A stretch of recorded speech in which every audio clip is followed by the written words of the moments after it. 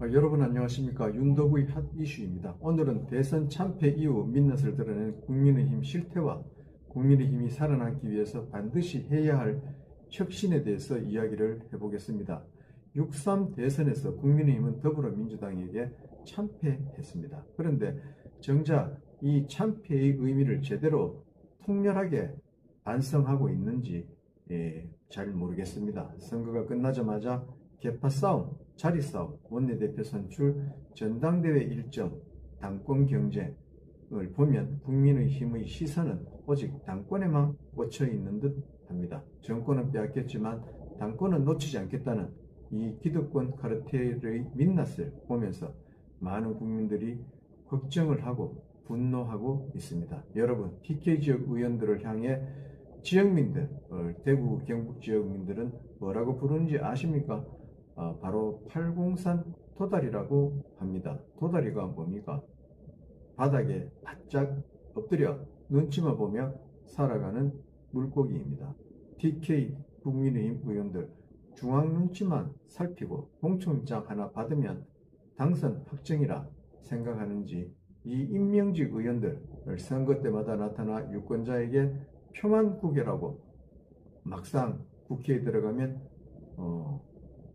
여당 시절에도 그랬고 야당이 된 지금도 입법 독재를 해도 말 한마디 제대로 못하고 입을 닫고 있는 상황입니다. 이러한 현실 바로 국민의힘의 현실입니다. 국민의힘은 왜 이 모양인가? 전원책 변호사가 일찍이 2018년 자유한국당 의원들을 향해서 이야기를 한 바가 있습니다. 자유한국당은 국민의힘 전신이죠. 온실 속의 하초다. 영혼 없는 책상 물림이다. 열정 없는 모범생들이다. 국민의힘 국회의원들을 당시 자유한국당 국회의원들을 그렇게 이야기했습니다. 보수정당 국회의원들이 그렇다는 뜻입니다. 그 말이 아직도 생생합니다. 그런데 그때 기분 나빠했지만 그 이후로 달라진 것은 하나도 없습니다. TK 의원들, 수도권 의원들 할 것 없이 여전히 개파 싸움, 줄서기, 자리 싸움, 그리고 공천 따먹기에 혈안이 되어 있습니다. 정권 교체보다는 당권 싸움에 더 관심이 많았다. 이번 대선에서도 그렇다는 말이 있습니다. 정권이 교체될까봐 우리 보수 성향의 국민들은 조바심이 나고 나라를 걱정하고 했지만 정작 국민의힘 국회의원들은 개파 사수에 더 신경을 썼다는 후문입니다. 지난 정권에서도 개파 싸움으로 당을 먹었는데 이제는 대선까지 팽개치고 망치고 대선은 반성은커녕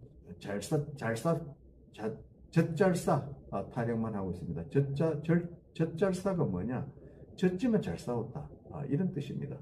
도대체 언제까지 국민을 우롱하는지 모르겠습니다. 여당 입법 독재가 지금 진행되고 있는데 더불어민주당은 입법, 행정, 권력을 동시에 쥐고 사실상 입법 독재를 하고 있습니다.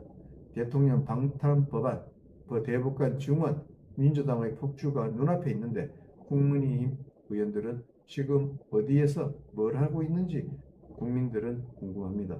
당대표 자리싸움, 개파 나눠먹기, TK 의원들은 지역구 행사만 다니는 걸로 자기들 역할을 다 하고 있다고 생각하는지 모르겠습니다. 국민의힘이 이 꼴이니 민주당의 폭주를 누가 막겠습니까? 국민은 지금 강력한 야당을 원하고 있습니다. 그런데 국민의힘은 영혼 없는 하초 정당에 불과합니다. 전투력이 전만 107석, 107석의 의석으로 또 이재명 정부의 논란성 법률안 처리를 견제하기가 어렵습니다. 더구나 국회 법제사법위원회, 운영위원회 등 핵심 상임위원장은 모두 더불어민주당 의원들이 맡고 있습니다. 170석의 거대 여당이 된 민주당은 윤석열 정부 인사는 물론 국민의힘 의원들까지 겨냥한 이른바 내란 외환 특검을 밀어붙일 태세입니다. 정치권 일각에서는 민주당이 영남지역 교두부 마련과 내년 전국 동시 지방선거를 위해서 국민의힘 인사 영입을 시도할 가능성도 있는 것으로 전해지고 있습니다. 국민의힘은 대선 패배로 내후외환에 부딪혔습니다. 이 때문에 국민의힘에서는 윤석열 정부 실패 책임 세력의 전면 퇴진과 세대교체 등 대대적인 인적 쇄신을 해야 한다는 지적이 나옵니다. 이번 대선 과정에서 이재명보다 국민의힘이 더 싫다, 국민의힘이 더 꼴보기 싫다, 이런 이야기도 적지 않았습니다. 당을 해체 수준으로 혁신하지 않으면 앞으로 보수정당 국민의힘은 희망이 없습니다. 국민의힘 바꿔야 할 것들이 적지 않습니다. 강한 야당이 되어야 합니다. 국민의힘이 살려면 뼈를 깎는 혁신, 해체 수준의 변화가 필요합니다. 이거는 단지 헛말이 헛구호가 아닙니다. 첫째, TK 기득권 구조를 송두리째 허물어야 합니다. 공천은 특정 계파의 전리품이 아닙니다. 인생 스토리가 없는 좋은 스펙만 가지고 평생 잘 먹고 잘 산 인물은 안 됩니다. 배부르기 때문에 전투력이 전무합니다. 도덕성과 실력, 용기와 비전을 갖춘 전투력 있는 젊은 참신한 인물이 필요합니다. 국민의 선택을 받는 시스템으로 바꿔야 합니다. 그렇지 않으면 내년 지방선거, 총선은 또다시 참패입니다. 둘째는 계파 싸움 이제는 끝내야 합니다. 탄핵 찬반 프레임 가지고 서로 물어뜯는 정치, 국민들은 이미 진절머리가 납니다. 당은 당규만 고쳐봤자 국민이 원하는 실질적인 건 할 수 없습니다. 국민들이 원하는 것은 계파청산, 실질적인 계파청산입니다. 그렇지 않으면 국민이 국민의힘을 버릴 수 있습니다. 버릴 겁니다. 셋째는 아까도 말했다시피 젖잘싸 프레임을 버려야 합니다. 이번 선거는 졌지만 잘 싸운 선거가 아니라 졌고 그래서 망한 선거입니다. 윤석열 전 대통령의 오만과 불통, 비상계엄까지 저지르고도 국민의힘은 대통령 방패막이만 하다가 국민들에게 심판을 받았습니다. 그 책임에서 자유로운 사람은 단 한 사람도 없습니다.